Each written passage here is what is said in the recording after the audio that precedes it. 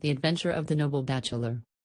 The Lord St. Simon marriage, and its curious termination, have long ceased to be a subject of interest in those exalted circles in which the unfortunate bridegroom moves.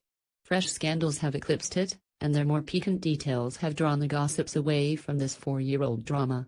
As I have reason to believe, however, that the full facts have never been revealed to the general public, and as my friend Sherlock Holmes had a considerable share in clearing the matter up, I feel that no memoir of him would be complete without some little sketch of this remarkable episode.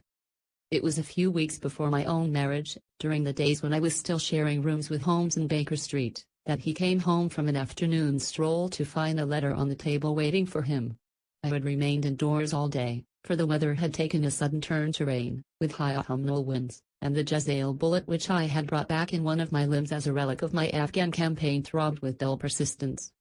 With my body in one easy chair and my legs upon another, I had surrounded myself with a cloud of newspapers until at last, saturated with the news of the day, I tossed them all aside and lay listless, watching the huge crest and monogram upon the envelope upon the table and wondering lazily who my friend's noble correspondent could be. "Here is a very fashionable epistle," I remarked as he entered.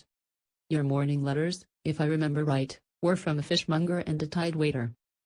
"Yes, my correspondence has certainly the charm of variety," he answered, smiling, "and the humbler are usually the more interesting. This looks like one of those unwelcome social summonses which call upon a man either to be bored or to lie." He broke the seal and glanced over the contents. "Oh, come, it may prove to be something of interest, after all." "Not social, then?" "No, distinctly professional."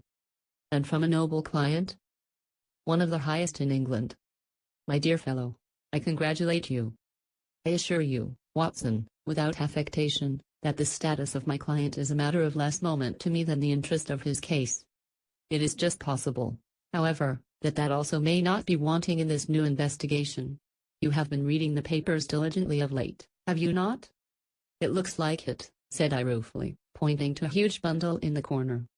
"I have had nothing else to do." "It is fortunate, for you will perhaps be able to post me up. I read nothing except the criminal news in the agony column. The latter is always instructive. But if you have followed recent events so closely, you must have read about Lord St. Simon and his wedding?" "Oh, yes, with the deepest interest." "That is well. The letter which I hold in my hand is from Lord St. Simon. I will read it to you, and in return you must turn over these papers and let me have whatever bears upon the matter. This is what he says. "My dear Mr. Sherlock Holmes, Lord Backwater tells me that I may place implicit reliance upon your judgment and discretion. I have determined, therefore, to call upon you and to consult you in reference to the very painful event which has occurred in connection with my wedding. Mr. Lestrade, of Scotland Yard, is acting already in the matter, but he assures me that he sees no objection to your cooperation, and that he even thinks that it might be of some assistance. I will call at 4 o'clock in the afternoon, and, should you have any other engagement at that time, I hope that you will postpone it, as this matter is of paramount importance.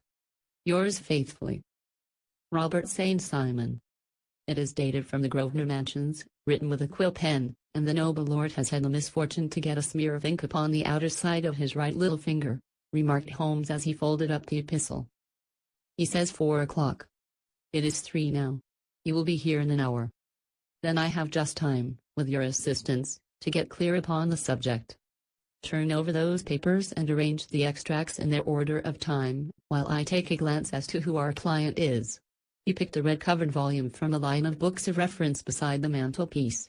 "Here he is," said he, sitting down and flattening it out upon his knee. "Lord Robert Walsingham de Vere St. Simon, second son of the Duke of Balmoral. Arms, azure, 3 colt drops in chief over a fess sable. Born in 1846. He's 41 years of age, which is mature for marriage. Was Under-Secretary for the Colonies in a late administration. The Duke was father, was at one time Secretary for Foreign Affairs.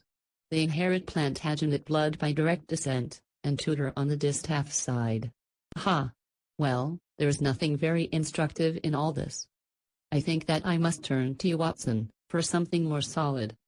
"I have very little difficulty in finding what I want," said I, "for the facts are quite recent, and the matter struck me as remarkable. I feared to refer them to you, However, as I knew that you had an inquiry on hand and that you disliked the intrusion of other matters. Oh, you mean the little problem of the Grosvenor Square furniture van? That is quite cleared up now, though, indeed, it was obvious from the first. Pray give me the results of your newspaper selections. Here is the first notice which I can find. It is in the personal column of the Morning Post, and dates, as you see, some weeks back. A marriage had been arranged.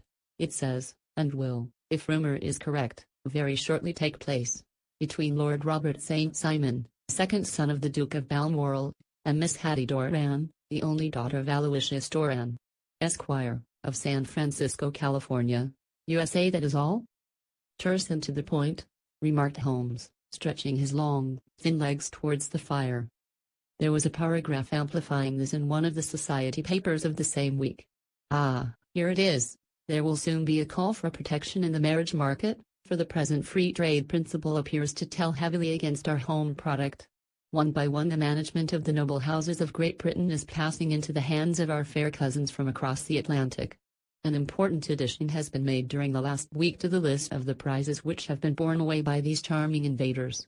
Lord St. Simon, who has shown himself for over 20 years proof against the little god's arrows, has now definitely announced his approaching marriage with Miss Hattie Doran, the fascinating daughter of a California millionaire. Miss Doran, whose graceful figure and striking face attracted much attention at the Westbury House festivities, is an only child, and it is currently reported that her dowry will run to considerably over the 6 figures, with expectancies for the future. As it is an open secret that the Duke of Balmoral had been compelled to sell his pictures within the last few years, and as Lord St. Simon has no property of his own save the small estate of Birchmoor, it is obvious that the Californian heiress is not the only gainer by an alliance which will enable her to make the easy and common transition from a Republican lady to a British peeress. Anything else? Asked Holmes, yawning. Oh, yes, plenty. Then there is another note in the Morning Post to say that the marriage would be an absolutely quiet one, that it would be at St. George's, Hanover Square, that only half a dozen intimate friends would be invited, and that the party would return to the furnished house at Lancaster Gate which had been taken by Mr. Aloysius Doran. 2 days later, that is, on Wednesday last, there is a curt announcement that the wedding had taken place, and that the honeymoon would be passed at Lord Backwater's place, near Petersfield. Those are all the notices which appeared before the disappearance of the bride. Before the what? Asked Holmes with a start. The vanishing of the lady. When did she vanish, then? At the wedding breakfast. Indeed. This is more interesting than it promised to be. Quite dramatic, in fact. Yes. It struck me as being a little out of the common. They often vanish before the ceremony, and occasionally during the honeymoon, but I cannot call to mind anything quite so prompt as this. Pray let me have the details.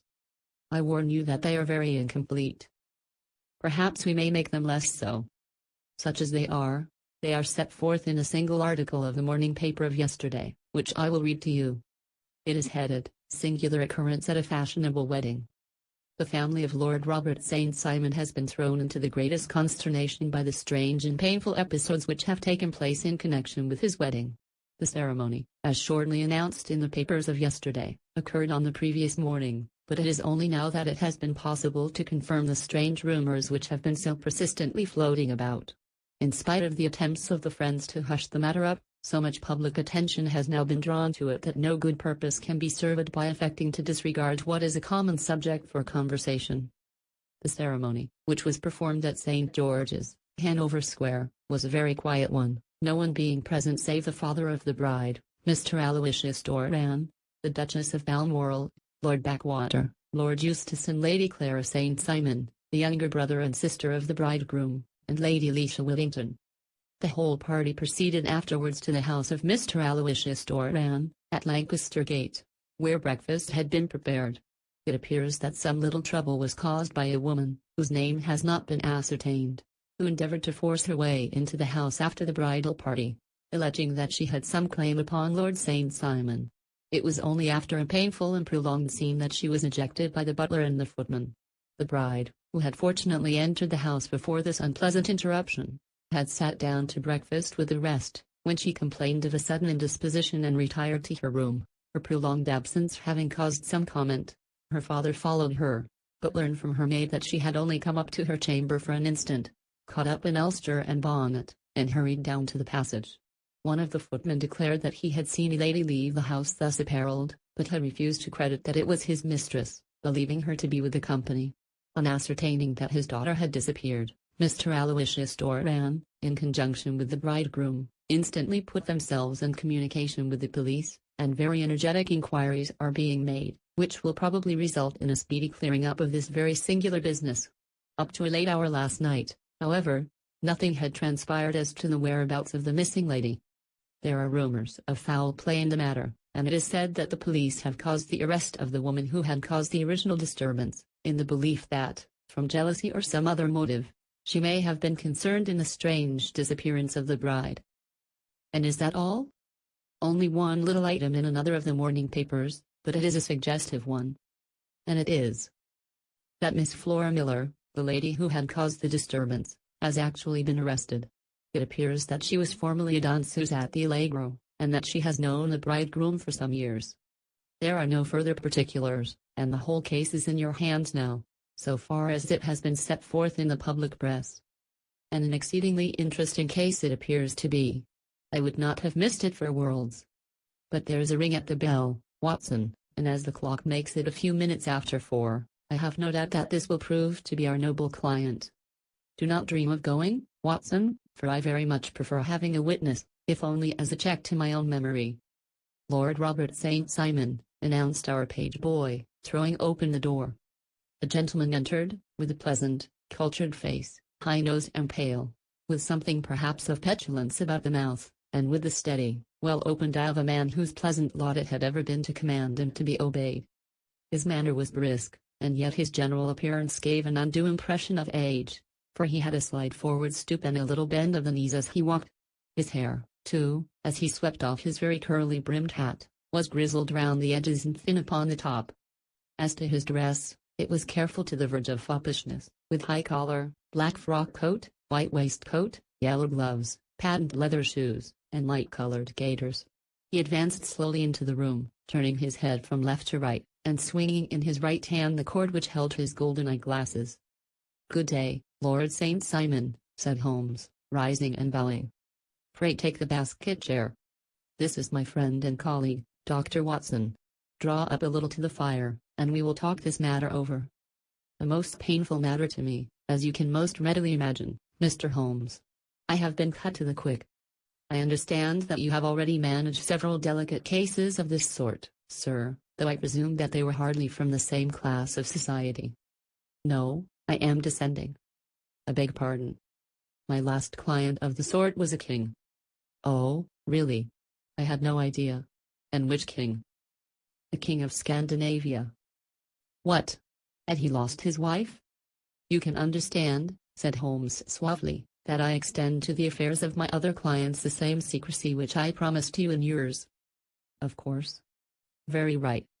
Very right. I'm sure I beg pardon. As to my own case, I am ready to give you any information which may assist you in forming an opinion." "Thank you. I have already learned all that is in the public prints, nothing more. I presume that I may take it as correct, this article, for example, as to the disappearance of the bride." Lord St. Simon glanced over it. "Yes, it is correct, as far as it goes. But it needs a great deal of supplementing before anyone could offer an opinion. I think that I may arrive at my facts most directly by questioning you." "Pray do so." "When did you first meet Miss Hattie Doran?" "In San Francisco, a year ago." "You were traveling in the States?" "Yes." "Did you become engaged then?" "No." "But you were on a friendly footing?" "I was amused by her society, and she could see that I was amused." "Her father is very rich?" "He is said to be the richest man on the Pacific slope." "And how did he make his money?" "In mining. He had nothing a few years ago. Then he struck gold, invested it, and came up by leaps and bounds. Now, what is your own impression as to the young lady's, your wife's character?" The nobleman swung his glasses a little faster and stared down into the fire. "You see, Mr. Holmes," said he, "my wife was 20 before her father became a rich man. During that time she ran free in a mining camp and wandered through woods or mountains, so that her education has come from nature rather than from the schoolmaster. She is what we call in England a tomboy, with a strong nature, wild and free, unfettered by any sort of traditions. She is impetuous, volcanic, I was about to say. She is swift in making up her mind and fearless in carrying out her resolutions. On the other hand, I would not have given her the name which I have the honor to bear. He gave a little stately cough, had I not thought her to be at bottom a noble woman. I believe that she is capable of heroic self-sacrifice and that anything dishonorable would be repugnant to her. Have you her photograph? I brought this with me. He opened a locket and showed us the full face of a very lovely woman. It was not a photograph but an ivory miniature, and the artist had brought out the full effect of the lustrous black hair, the large dark eyes, and the exquisite mouth. Holmes gazed long and earnestly at it. Then he closed the locket and handed it back to Lord St. Simon. The young lady came to London, then, and you renewed your acquaintance? Yes, her father brought her over for this last London season. I met her several times, became engaged to her, and have now married her. She brought, I understand, a considerable dowry? A fair dowry. Not more than is usual in my family. And this, of course, remains to you, since the marriage is a fait accompli? I really have made no inquiries on the subject. Very naturally not. Did you see Miss Doran on the day before the wedding? Yes. Was she in good spirits? Never better. She kept talking of what we should do in our future lives. Indeed. That is very interesting. And on the morning of the wedding? She was as bright as possible, at least until after the ceremony. And did you observe any change in her then? Well, to tell the truth, I saw then the first signs that I had ever seen that her temper was just a little sharp. The incident, however, was too trivial to relate and can have no possible bearing upon the case. Pray let us have it, for all that. Oh, it is childish. She dropped her bouquet as we went towards the vestry. She was passing the front pew at the time, and it fell over into the pew. There was a moment's delay, but the gentleman in the pew handed it up to her again, and it did not appear to be the worse for the fall. Yet when I spoke to her of the matter, she answered me abruptly, and in the carriage, on our way home, she seemed absurdly agitated over this trifling cause. Indeed. You say that there was a gentleman in the pew. Some of the general public were present, then? Oh, yes. It is impossible to exclude them when the church is open. This gentleman was not one of your wife's friends? No, no, I call him a gentleman by courtesy, but he was quite a common-looking person. I hardly noticed his appearance. But really I think that we are wandering rather far from the point. Lady St. Simon, then, returned from the wedding in a less cheerful frame of mind than she had gone to it. What did she do on re-entering her father's house? I saw her in conversation with her maid. And who is her maid? Alice is her name. She is an American and came from California with her. A confidential servant? A little too much so. It seemed to me that her mistress allowed her to take great liberties. Still, of course, in America they look upon these things in a different way. How long did she speak to this Alice? Oh, a few minutes. I had something else to think of. You did not overhear what they said? Lady St. Simon said something about jumping a claim. She was accustomed to use slang of the kind. I have no idea what she meant. American slang is very expressive sometimes. And what did your wife do when she finished speaking to her maid? She walked into the breakfast room. On your arm? No, alone. She was very independent in little matters like that. Then, after we had sat down for 10 minutes or so, she rose hurriedly, muttered some words of apology, and left the room. She never came back. But this maid, Alice, as I understand, deposes that she went to her room, covered her bride's dress with a long ulster, put on a bonnet, and went out. Quite so. And she was afterwards seen walking into Hyde Park in company with Flora Miller, the woman who is now in custody, and who had already made a disturbance at Mr. Doran's house that morning. Ah, yes. I should like a few particulars as to this young lady, and your relations to her. Lord St. Simon shrugged his shoulders and raised his eyebrows. We have been on a friendly footing for some years. I may say on a very friendly footing. She used to be at the Allegro. I have not treated her ungenerously, and she had no just cause of complaint against me, but you know what women are, Mr. Holmes. Flora was a dear little thing, but exceedingly hot-headed and devotedly attached to me. She wrote me dreadful letters when she heard that I was about to be married, and, to tell the truth, the reason why I had the marriage celebrated so quietly was that I feared lest there might be a scandal in the church. She came to Mr. Doran's door just after we returned, and she endeavored to push her way in, uttering very abusive expressions towards my wife, and even threatening her, but I had foreseen the possibility of something of the sort, and I had 2 police fellows there in private clothes, who soon pushed her out again. She was quiet when she saw that there was no good in making a row. Did your wife hear all this? No, thank goodness, she did not.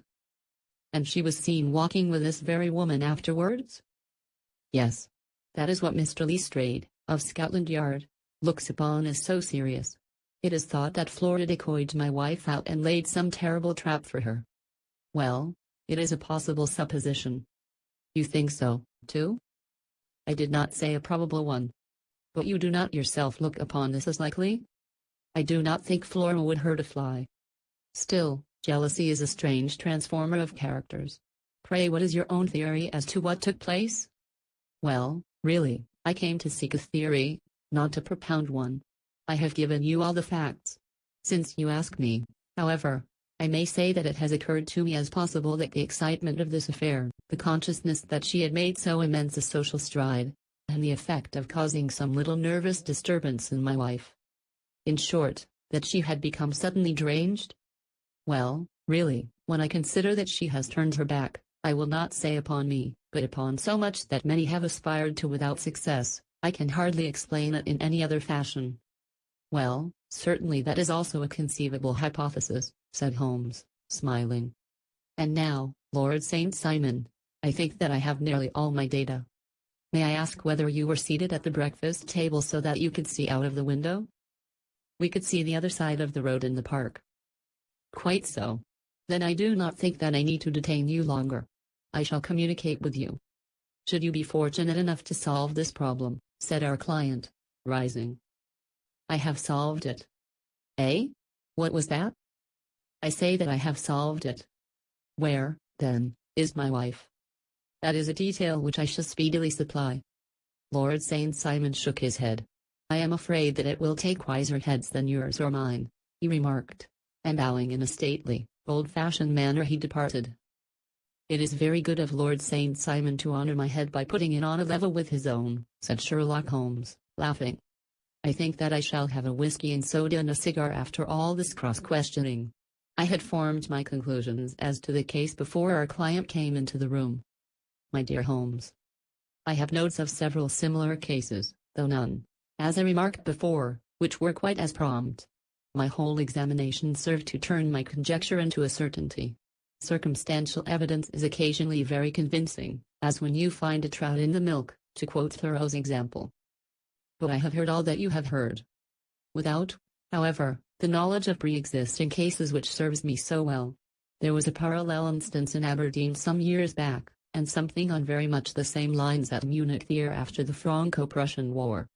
It is one of these cases, but, hello, here is Lestrade. Good afternoon, Lestrade. You will find an extra tumbler upon the sideboard, and there are cigars in the box. The official detective was attired in a pea jacket and cravat, which gave him a decidedly nautical appearance, and he carried a black canvas bag in his hand. With a short greeting he seated himself and lit the cigar which had been offered to him. What's up, then? Asked Holmes with a twinkle in his eye. You look dissatisfied. And I feel dissatisfied. It is this infernal St. Simon marriage case. I can make neither head nor tail of the business. Really? You surprise me. Who ever heard of such a mixed affair? Every clue seems to slip through my fingers. I have been at work upon it all day. And very wet it seems to have made you, said Holmes, laying his hand upon the arm of the pea jacket. Yes, I have been dragging the serpentine. In heaven's name, what for? In search of the body of Lady St. Simon. Sherlock Holmes leaned back in his chair and laughed heartily. Have you dragged in the basin of Trafalgar Square fountain? He asked. Why? What do you mean? Because you have just as good a chance of finding this lady in the one as in the other. Lestrade shot an angry glance at my companion. I suppose you know all about it, he snarled. Well, I have only just heard the facts, but my mind is made up. Oh, indeed. Then you think that the serpentine plays no part in the matter? I think it very unlikely. Then perhaps you will kindly explain how it is that we found this in it? He opened his bag as he spoke, and tumbled onto the floor a wedding dress of watered silk, a pair of white satin shoes and a bride's wreath and veil, all discolored and soaked in water. There, said he, putting a new wedding ring upon the top of the pile. There is a little nut for you to crack, Master Holmes. Oh, indeed, said my friend, blowing blue rings into the air. You dragged them from the serpentine? No. They were found floating near the margin by a park keeper. They have been identified as her clothes, and it seemed to me that if the clothes were there the body would not be far off. By the same brilliant reasoning, every man's body is to be found in the neighborhood of his wardrobe. And pray what did you hope to arrive at through this? At some evidence implicating Flora Miller in the disappearance? I am afraid that you will find it difficult. Are you, indeed, now? Cried Lestrade with some bitterness. I am afraid, Holmes, that you are not very practical with your deductions and your inferences. You have made 2 blunders in as many minutes. This dress does implicate Miss Flora Miller. And how? In the dress is a pocket. In the pocket is a card case. In the card case is a note. And here is the very note. He slapped it down upon the table in front of him. Listen to this. You will see me when all is ready. Come at once. F. H. M. Now my theory all along has been that Lady St. Simon was decoyed away by Flora Miller, and that she, with confederates, no doubt, was responsible for her disappearance. Here, signed with her initials, is the very note which was no doubt quietly slipped into her hand at the door and which lured her within their reach. Very good, Lestrade, said Holmes, laughing. You really are very fine indeed. Let me see it. He took up the paper in a listless way, but his attention instantly became riveted, and he gave a little cry of satisfaction. This is indeed important, said he. Ha! You find it so? Extremely so. I congratulate you warmly. Lestrade rose in his triumph and bent his head to look. Why, he shrieked, you're looking at the wrong side. On the contrary, this is the right side. The right side? You're mad. Here is the note written in pence over here. And over here is what appears to be the fragment of a hotel bill, which interests me deeply. There's nothing in it. I looked at it before, said Lestrade. October 4th, rooms 8s, breakfast 2s. 60, cocktail 1s, lunch 2s. 60, glass sherry, AD. I see nothing in that. Very likely not. It is most important, all the same. As to the note, it is important also, or at least the initials are, so I congratulate you again. I've wasted time enough, said Lestrade, rising. I believe in hard work and not in sitting by the fire spinning fine theories. Good day, Mr. Holmes, and we shall see which gets to the bottom of the matter first. He gathered up the garments, thrust them into the bag, and made for the door. Just one hint to you, Lestrade, drawled Holmes before his rival vanished. I will tell you the true solution of the matter. Lady St. Simon is a myth. There is not, and there never has been, any such person. Lestrade looked sadly at my companion. Then he turned to me, tapped his forehead 3 times, shook his head solemnly, and hurried away. He had hardly shut the door behind him when Holmes rose to put on his overcoat. There is something in what the fellow says about outdoor work, he remarked, so I think, Watson, that I must leave you to your papers for a little. It was after 5 o'clock when Sherlock Holmes left me, but I had no time to be lonely, for within an hour there arrived a confectioner's man with a very large flat box. This he unpacked with the help of a youth whom he had brought with him, and presently, to my very great astonishment, a quite epicurean little cold supper began to be laid out upon our humble lodging-house mahogany. There were a couple of brace of cold woodcock, a pheasant, a pâté de foie gras pie with a group of ancient and cobwebby bottles. Having laid out all these luxuries, my 2 visitors vanished away, like the genii of the Arabian Nights, with no explanation save that the things had been paid for and were ordered to this address. Just before 9 o'clock Sherlock Holmes stepped briskly into the room. His features were gravely set, but there was a light in his eye which made me think that he had not been disappointed in his conclusions. They have laid the supper, then, he said, rubbing his hands. You seem to expect company. They have laid for 5. Yes, I fancy we may have some company dropping in, said he. I am surprised that Lord St. Simon has not already arrived. Ha! I fancy that I hear his step now upon the stairs. It was indeed our visitor of the afternoon who came bustling in, dangling his glasses more vigorously than ever, and with a very perturbed expression upon his aristocratic features. My messenger reached you, then? Asked Holmes. Yes, and I confess that the contents startled me beyond measure. Have you good authority for what you say? The best possible. Lord St. Simon sank into a chair and passed his hand over his forehead. What will the Duke say, he murmured, when he hears that one of the family has been subjected to such humiliation? It is the purest accident. I cannot allow that there is any humiliation. Ah, you look on these things from another standpoint. I fail to see that anyone is to blame. I can hardly see how the lady could have acted otherwise, though her abrupt method of doing it was undoubtedly to be regretted. Having no mother, she had no one to advise her at such a crisis. It was a slight, sir, a public slight, said Lord St. Simon, tapping his fingers upon the table. You must make allowance for this poor girl, placed in so unprecedented a position. I will make no allowance. I am very angry indeed, and I have been shamefully used. I think that I heard a ring, said Holmes. Yes, there are steps on the landing. If I cannot persuade you to take a lenient view of the matter, Lord St. Simon, I have brought an advocate here who may be more successful. He opened the door and ushered in a lady and gentleman. Lord St. Simon, said he, allow me to introduce you to Mr. and Mrs. Francis Hamilton. The lady, I think, you have already met. At the sight of these newcomers our client had sprung from his seat and stood very erect, with his eyes cast down and his hand thrust into the breast of his frock coat, a picture of offended dignity. The lady had taken a quick step forward and had held out her hand to him, but he still refused to raise his eyes. It was as well for his resolution, perhaps, for her pleading face was one which it was hard to resist. You're angry, Robert, said she. Well, I guess you have every cause to be. Pray make no apology to me, said Lord St. Simon bitterly.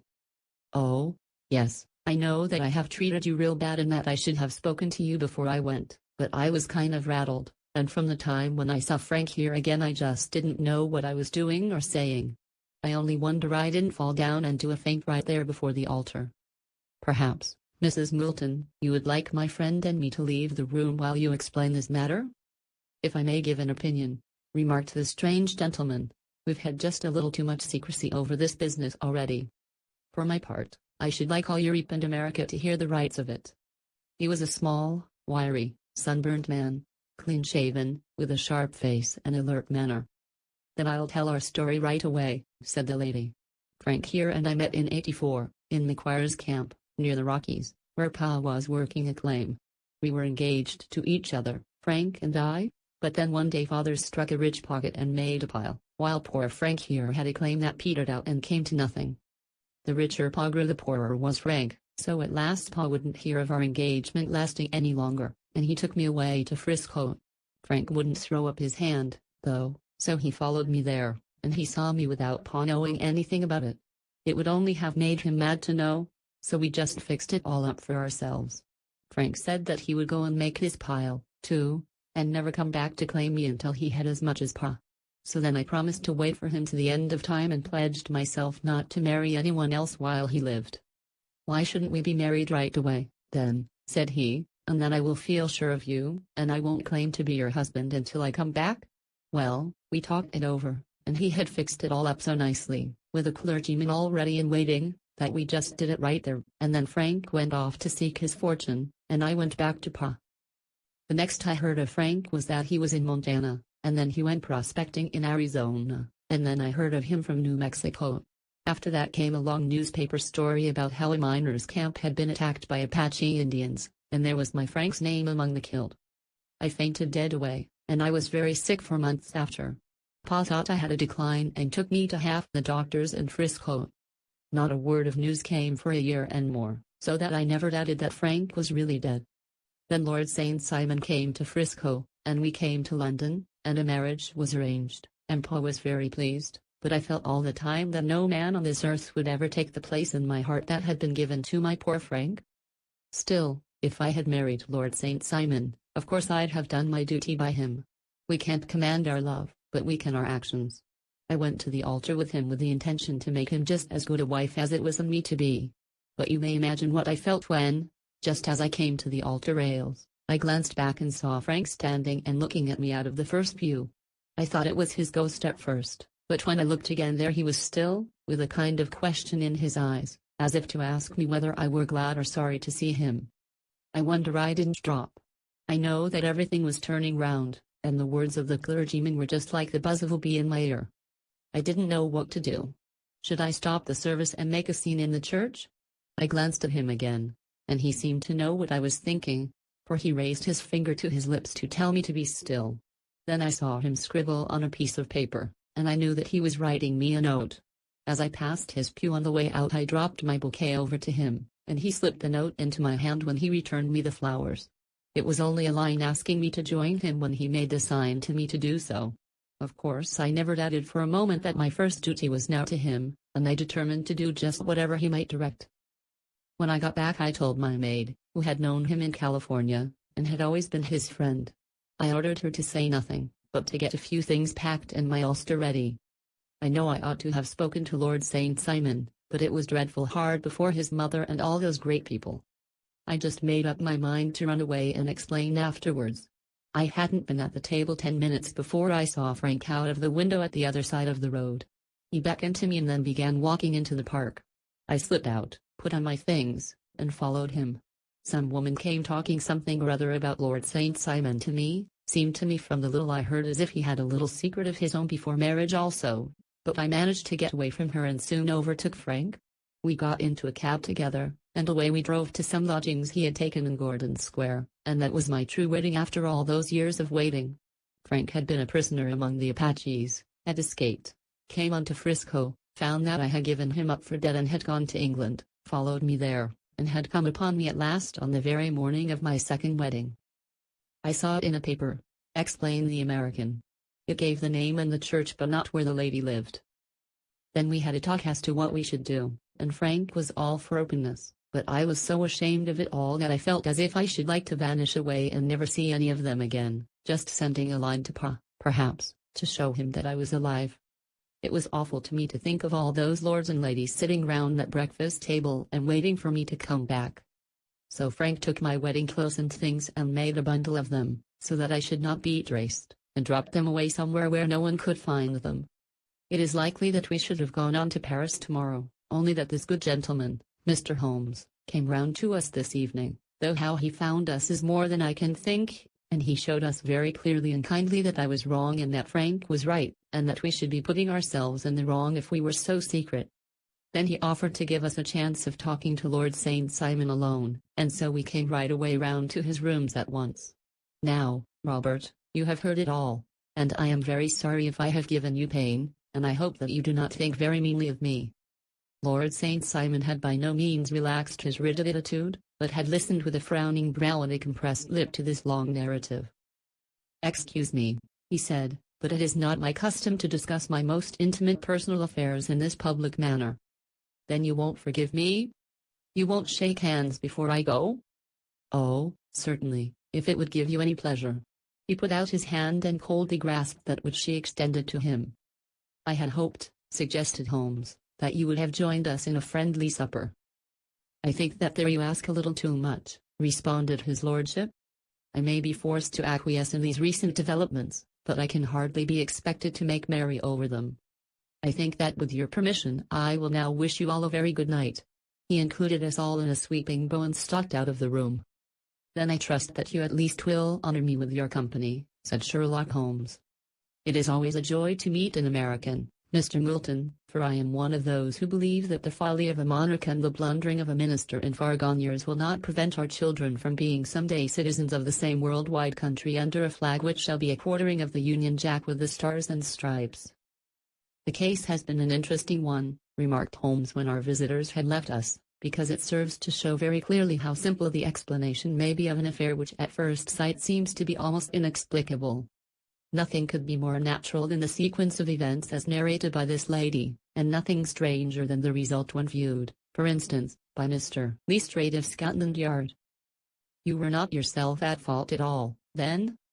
From the first, two facts were very obvious to me. The one that the lady had been quite willing to undergo the wedding ceremony. The other that she had repented of it within a few minutes of returning home. Obviously something had occurred during the morning, then, to cause her to change her mind. What could that something be?